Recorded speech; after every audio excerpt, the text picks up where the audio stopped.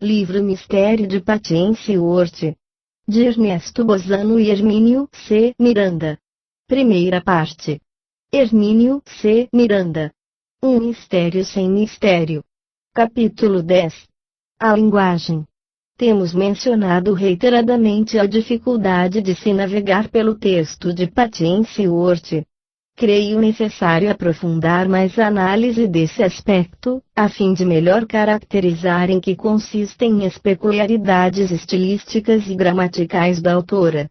Somente no livro de Litvag, anotei dezenas de referências nesse sentido, não apenas dele próprio, mas também citações por ele colhidas em numerosos estudos críticos consultados.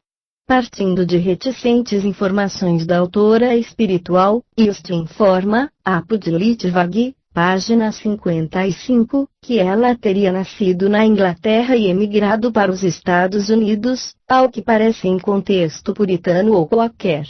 A seu ver, a linguagem da autora está povoada de termos obsoletos e arcaicos, mas raramente algum que a presente geração, década de 20 do século XX, não entenda. E mais.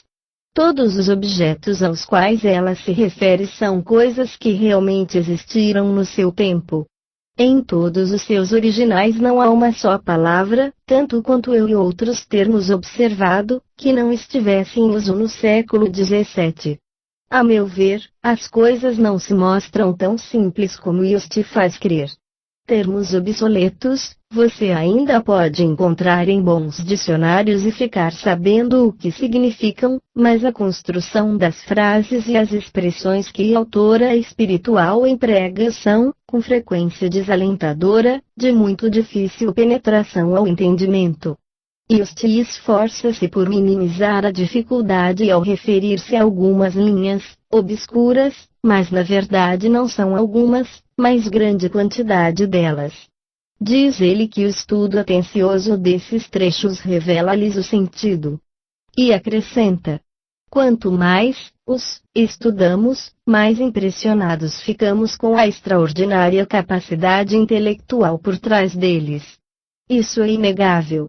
Não faltam elogios ao talento e até à genialidade de Patience Worth, fosse ela um fantasma, o inconsciente de Perle Curran ou o subconsciente dos circunstantes. Seus notáveis poemas, ainda que não dos maiores, escreve o respeitado crítico literário Marion Riedi, Apo de Litvag, página 62, são inocentes de latinismos. As palavras são, todas elas, anglo-saxônicas e, portanto, curtas. 28. Início da nota do editor. 28.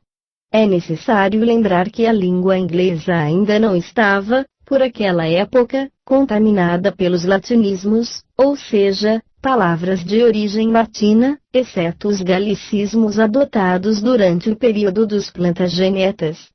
Ainda hoje, as maiores dificuldades que leitores comuns encontram nos testes de vocabulário em publicações inglesas e americanas residem em termos de origem latina, em contraste com os mais conhecidos de boas raízes anglo-saxônicas. Fim da nota do editor. Acrescenta que os arcaísmos são usados adequadamente, mas a linguagem, queixa-se Riedi, por certo não flui naturalmente, no meu entender. Mais adiante, ainda em Litvag, página 74, lemos Riedi caracterizar alguns versos de Patience como dotados de qualidade bíblica. 29. Início da nota do editor. 29. Sabe-se da excelente qualidade linguística da muito elogiada tradução Ela Bíblia encomendada pelo rei Jaime VI, filho de Mary Stuart e sucessor de Elizabeth I. Fim da nota do editor.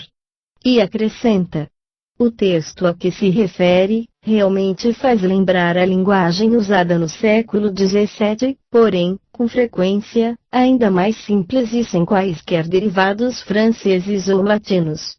Os escritos de Patience Worth, contudo, não estavam inocentes apenas dessas duas línguas, mas também de influências normandas, italianas, espanholas, dinamarquesas e de outras, como se lê mais adiante. e sem gírias ou concessões aos modernismos. Não há nesses textos, assegura-nos W. Sketch, Apodlitvag, nenhuma invasão ocasional de termos usados na conversação contemporânea, ou seja, a do início do século XX. Às vezes Reed se derrama em elogios à beleza do inglês de Patience Worth, como na longa citação que se lê à página 83. Diz o competente crítico que os textos dela são diferentes de tudo o que eu conheço em literatura e que ela se expressa num inglês quase que imaculado. Nenhuma relação com Chaucer ou Spencer. Ela é ela e apenas ela mesma. E a construção, mais ainda que seu vocabulário escreve Just, Apodlitvag, página 90, que se revela peculiar e individual. Ela não tem o menor respeito pelos diferentes componentes da fala, e pouco respeito pelas mais sagradas regras de sintaxe. Destaquei a avaliação de Oste porque guardo comigo certa simpatia pelos escritores mais rebeldes, pois, aí vai uma heresia, acho que eles ajudam a construir, reformular e modernizar as línguas nas quais se expressam. Essa reconstrução das línguas, no meu ignoro modo de entender, ocorre primeiramente no falar diário habitualmente despreocupado da observação rigorosa de regras gramaticais. Se assim não fosse, não teríamos, por exemplo, as diferentes línguas derivadas do latim, ou seja, português, francês, espanhol, italiano, romeno, occitano, catalão, em suma, o grupo das línguas românicas ou neolatinas. Estou, pois, com Patience Worth e, nesse aspecto, me senti perfeitamente à vontade ao misturar, na minha tradução, tratamentos pessoais. Se digo, me parece. Por que escrever parece-me? Se cobro de alguém.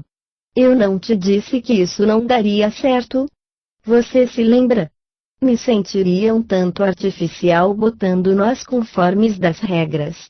Não que se deva ignorar as normas gramaticais, mas uma pitada de rebeldia inovadora aproxima os textos da linguagem do dia a dia, usualmente despida das formalidades e preciosismos da erudição estilística elitista. Afinal de contas, em textos dirigidos a um público leitor maior, não vejo razão para uma linguagem acadêmica, enquadrada com precisão milimétrica nos comandos ditados pelas numerosas regras que compõem as estruturas gramaticais vigentes. Não foi o povão, ou seja, nós mesmos, que acabou com o uso do vós? Meu pai ainda usava esse pronome nos seus escritos formais, não, porém, no diálogo ao vivo. Hoje, nem a Deus tratamos de vós. O mais comum é o tu, mas, nos meus colóquios com ele, chamo de você com o maior respeito, mas também com a intimidade que me parece compatível entre nós. Acho mesmo que você foi uma das grandes invenções dos portugueses, que se traduz com notável precisão no iu da língua inglesa, que serve para toda a gente, nobres e plebeus. A linguagem, escreve Just, conserva algumas das peculiaridades verbais e sintáticas de Patience, e a mesma liberdade das restrições gramaticais. Deve-se acrescentar que ela sim procede não porque ignore as normas que regem a elaboração de um bom texto, mas porque deseja expressar-se de modo mais livre e personalizado, de vez que, reconhecidamente, no dizer de Reed, e ele tinha autoridade para dizê-lo, a linguagem na qual Patience Worth se expressa, ela construiu para seu uso pessoal a partir de simples raízes anglo-saxônicas. Mas não apenas críticos literários, escritores intelectuais em geral opinaram sobre os escritos de Patience Worth, os pesquisadores do psiquismo também se envolveram no debate, ainda que mais interessados no aspecto psicológico ou clínico do problema. Dentre esses, um exemplo é o Dr. Morton Prince, que opinou azedamente, página 124, dizendo que se tratava de Um livro que passaria a história como uma tola aventura destinada a influenciar o público em proveito de ideias que não ofereciam credenciais adequadas qualquer que seja o material existente entre as duas capas. Paradoxalmente, no entanto, acrescenta a seguir: não há dúvida de que os poemas eram de boa qualidade, muito acima da produção usual do automatismo. 30, e o mesmo se aplica ao restante do material literário. Início da nota do editor. 30. Leia-se psicografia. Fim da nota do editor. Tudo isso é boa literatura e merece ser lida somente por isso. Ehud, o editor que assumiu a corajosa atitude de lançar Tesso Ritali, em 1917, a edição da qual fiz a tradução, também opina sobre a linguagem da autora espiritual, dizendo que, se a senhora Curran, a médium, estivesse em busca de fama literária, como alegavam alguns, dificilmente teria escolhido uma linguagem que ninguém fala e, provavelmente, ninguém jamais falou.